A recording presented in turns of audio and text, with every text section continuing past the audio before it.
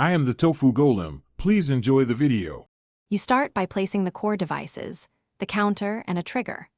Once placed, open each device's settings and set the start value and step value so the counter increments correctly. Make sure to add HUD message devices for visual numbers, or use Score HUD if you prefer. You do this now so wiring later is clean and predictable. Also set the counters min and max to prevent overflow. This avoids weird behavior when players spam the trigger during a match. Now you wire. Open the trigger and assign it an output channel, then set the counter to listen on that same channel for increment or decrement.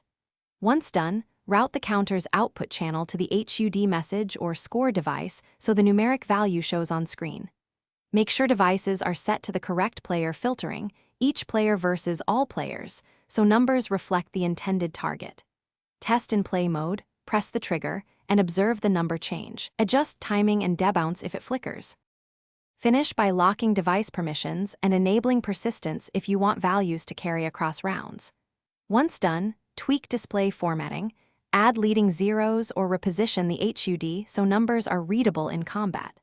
If numbers behave wrong, check for duplicate channels or multiple triggers wired to the same counter. That usually causes jumps.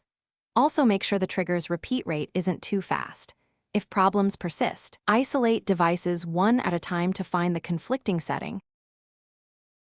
Thanks for watching. Consider subscribing if we helped you today.